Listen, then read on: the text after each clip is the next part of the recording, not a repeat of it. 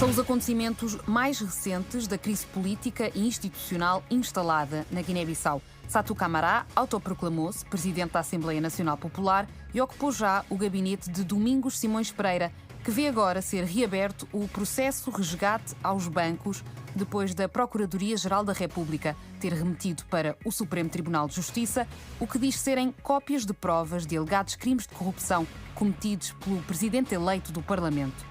Mas recuemos até 13 de agosto de 2023. Há pouco mais de um ano, tomava posse na Guiné-Bissau o governo da Plataforma de Aliança Inclusiva Terra Arranca, depois de a coligação liderada pelo PAIGC ter vencido as eleições legislativas antecipadas e depois de mais de um ano sem um governo eleito pela população. O então primeiro-ministro, Geraldo Martins, empossava um governo para 4 anos, mas passaram apenas 4 meses, até que, em dezembro, o Presidente da República, Umaro Sissoko Embaló, decidisse, fora dos prazos constitucionais, dissolver, uma vez mais, a Assembleia Popular Guineense.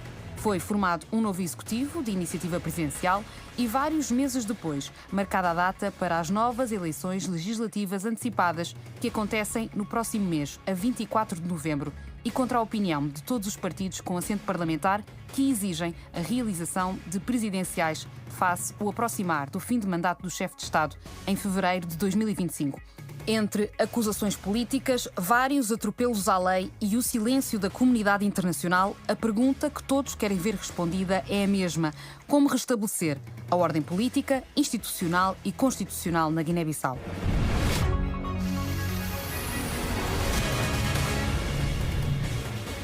Esta semana estão no Causa e Efeito Domingos Simões Pereira, Adriano Novunga, Samuel Simango, José Gama, João dos Santos, Erlander Napoleão, Daniel dos Santos e Luís Bernardino.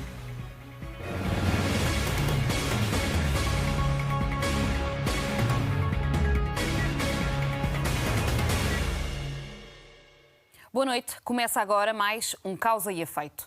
A Guiné-Bissau está mergulhada numa profunda crise política e institucional e a falta de legitimidade que existe neste momento em vários órgãos de soberania faz com que seja ainda mais difícil encontrar uma solução para restabelecer o normal funcionamento do país. Recebemos esta noite Domingos Simões Pereira, presidente eleito da Assembleia Nacional Popular da Guiné-Bissau e também presidente do PAIGC, a quem agradeço desde já a presença no nosso programa. Convidámos também a estar presente neste Causa e Efeito Satou Camara, formalmente vice-presidente do Parlamento, que rejeitou o nosso convite por motivos de indisponibilidade de agenda. Domingos Simões Pereira, obrigada uma vez mais pela disponibilidade. Começo por lhe perguntar se ainda se considera presidente da Assembleia Popular da Guiné-Bissau.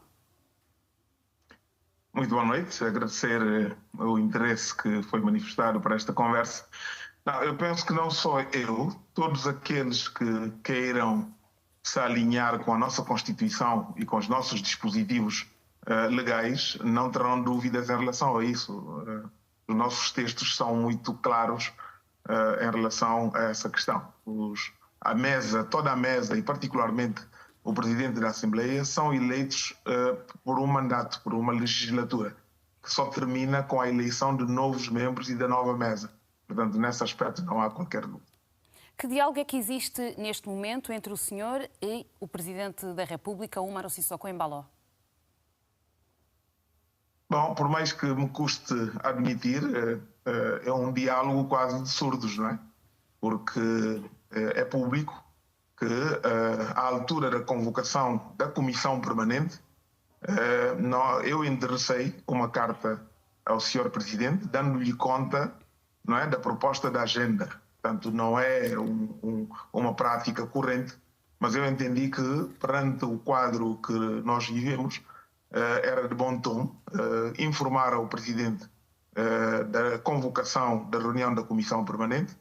E durante a Comissão Permanente foi aprovada uma deliberação que exortava o Presidente da República a receber o Presidente da Assembleia, acompanhado dos líderes de todos os partidos representados nessa instância da Assembleia Nacional Popular, para iniciar aquilo que nós consideramos ser uma cimeira necessária para a reposição da normalidade constitucional na Guiné-Bissau.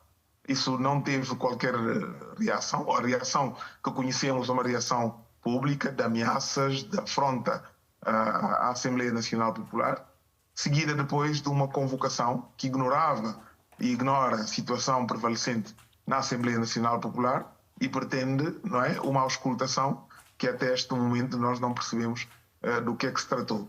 Tentamos mesmo assim acompanhar essa dinâmica, não é, convidando o Presidente da República a usar outras prerrogativas, quais sejam a convocação do Conselho de Estado ou voltar ao formato de receber o Presidente da Assembleia, como eu acabei de referir. Nenhuma dessas duas propostas mereceu qualquer reação positiva do Sr. Presidente. Não voltaram a falar, portanto, desde os últimos acontecimentos do impedimento de parlamentares entrarem na Assembleia Popular e nem no seguimento da sua alegada destituição enquanto Presidente da Assembleia Popular?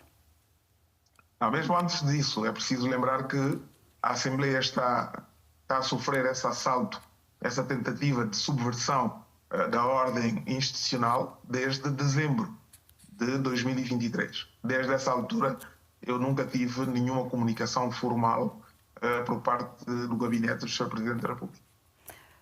Muito se tem criticado, e esta crítica tem se intensificado nos últimos meses, o silêncio da comunidade internacional relativamente àquilo que se está a passar neste momento na Guiné-Bissau. No seu entendimento, quais são as razões deste silêncio?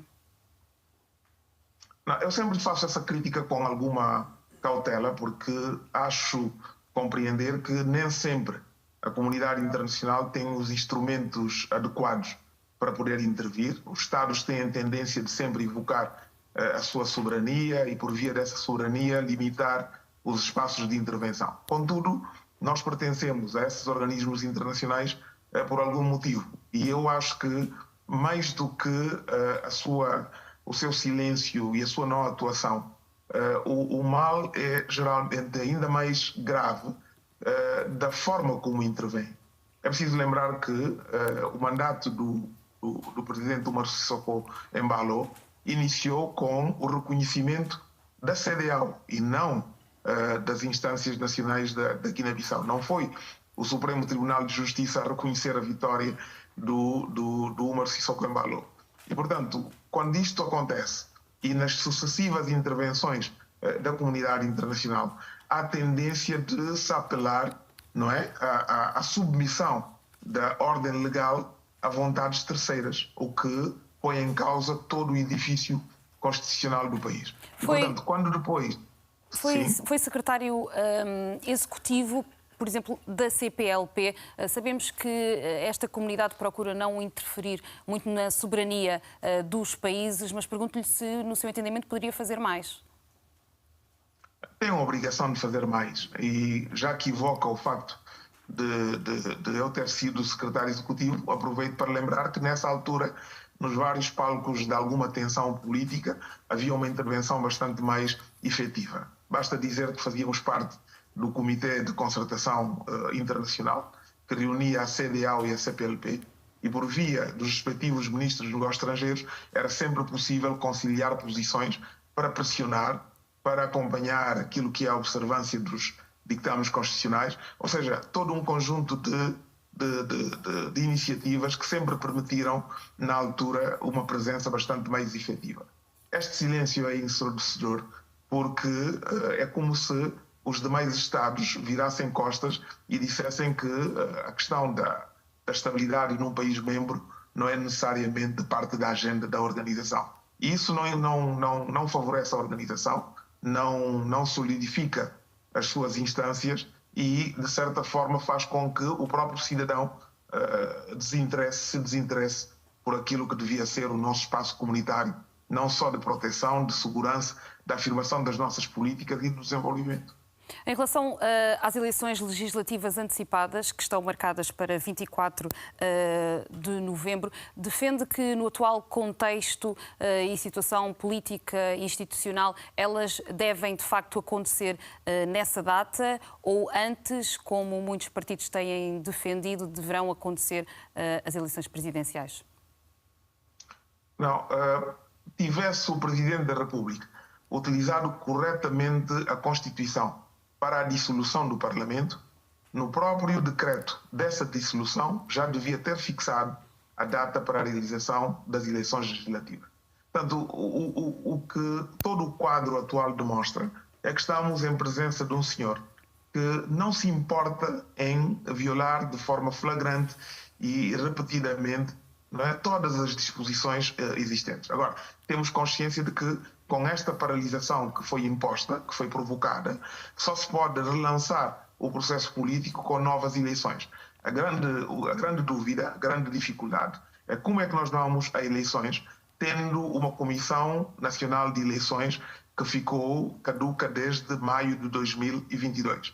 Como é que vamos a eleições se o órgão que valida as candidaturas, que é o Supremo Tribunal de Justiça, não tem um presidente, não tem plenária, não é? E o vice-presidente eleito tem executado essas competências em clara usurpação de outras competências. E como é que se sai neste momento desta situação?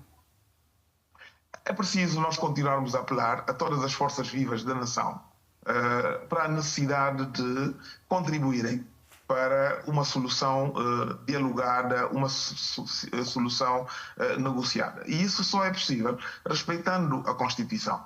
Bom, eu compreendo a questão indo no sentido de dizer, mas se o Presidente não aceita esse diálogo, como é que se ultrapassa, não é, essa situação? Eu penso que não havendo essa predisposição para o diálogo, nós, atores políticos e particularmente os líderes políticos, temos a obrigação de levar ao conhecimento do povo guinense dessa intransigência e desse quadro de paralisação, para que haja um movimento popular que obrigue essas instâncias a respeitar aquilo que é a vontade do povo. Não conheço outras alternativas, nem estou na posse de outras competências para o efeito. Domingos Simões Pereira, agradeço-lhe uma vez mais a sua presença no Causa e Efeito. Obrigado e uma boa noite. Bem, minha irmã, pensaria como tudo que está claro, nada a adicionar, mas me sei só falar também de como pronto, e assim graça de uma parte, mas de outra parte, claro que ele deixa triste, para nunca pude ter alguém de idade de Satu Camará, com escola que vai longe, PC do coordenador da MDMG15, PC do presidente da Assembleia Nacional Popular, mas é tudo só que eu percebi que é não são deles, e assaltam. Mas o que faz graça e motivo que invocar para participar na essa entrevista, né? Nesse debate. Primeiro que é, só que eu percebi, jornalista que está papel crioulo, Satu Camará que sabe papel português. Então, se a comunicação isso nasceu quase impossível. E esse que foi Satu Camará que vai participar daquele debate porque acaba de conseguir entender outro com o jornalista, mas invoca de como está indisponível. Bom, e esse que talvez algum coisa que não poderia adicionar em relação a esse que acaba de olhar. Do resto, foi uma entrevista a nível de Domingos Simões Pereira, nada a acrescentar. Vou subscrever no canal, vou partilhar esse vídeo, vou ajudar o canal para crescer, vou permitir guinenses para ter acesso à informação. Nós estamos já com quase 35 mil seguidores, o canal cada dia a crescer. Muito obrigado para vós tudo, para o esforço que você tem estado a fazer, para poder crescer no canal. Para Deus abençoe a vós e abençoe a Guiné-Bissau.